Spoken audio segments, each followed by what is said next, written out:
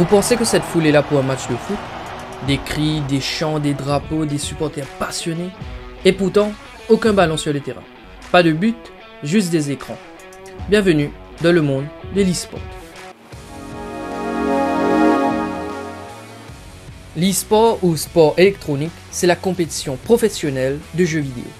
Des joueurs, souvent en équipe, s'affrontent dans des tournois en ligne ou en présentiel, avec des règles précises, des arbitres, des millions de spectateurs et parfois des millions en jeu. C'est organisé, suivi, analysé comme un vrai sport. Un peu comme le football, sauf que le terrain, c'est l'écran. Il existe plein de types de jeux, stratégie, tir, sport, course. Les plus populaires, League of Legends, Counter-Strike, Fortnite, Valorant ou encore FIFA. Chaque jeu a sa scène, ses règles, ses stars. Et chaque tournoi attire des milliers, voire des millions de fans. En 2024, l'e-sport a généré environ 6,6 milliards de dollars à l'échelle mondiale. Et les projections pour 2025 estiment une croissance à 8,1 milliards de dollars avec un taux de croissance annuel de près de 22%. Des équipes comme Team Liquid, G2 Esports, FaZe Clan ou encore T1 sont devenues de vraies marques. Ces équipes possèdent des analystes, des coachs, des nutritionnistes, tout comme dans les clubs de sport professionnels. Et derrière elles, des sponsors puissants, Red Bull, Nike, Mercedes, Adidas, Logitech. Même certaines célébrités investissent dans l'e-sport. Le rappeur Drake est copropriétaire de l'équipe 100 Thieves. David Beckham, quant à lui, a lancé sa propre structure, Guild Esports. Et des stars comme Neymar ou Snoop Dogg soutiennent activement des équipes. L'e-sport, c'est aussi devenu un terrain d'investissement pour les stars. Comme dans le foot, ces structures forment, recrutent et investissent. C'est un business mondial.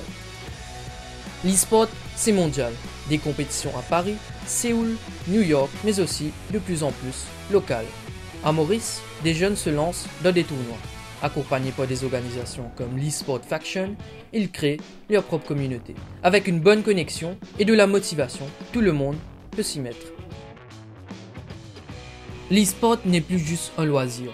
Il est aujourd'hui reconnu officiellement dans nombre de pays comme une véritable discipline sportive. Des fédérations nationales ont été créées, comme en France, en Corée du Sud, en Allemagne ou aux États-Unis. Et même le Comité international olympique s'y intéresse. En 2023, il a organisé les premiers Olympic eSport Series.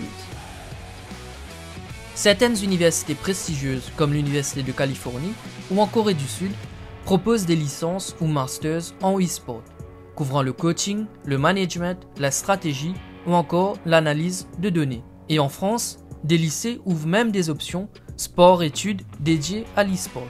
Petit à petit, ce monde gagne en structure, en reconnaissance et même en légitimité scolaire et professionnelle. L'e-sport, c'est une nouvelle façon de vivre la compétition, de rêver et de se dépasser. Pas besoin de crampons. Une souris, une manette et de la passion, ça suffit.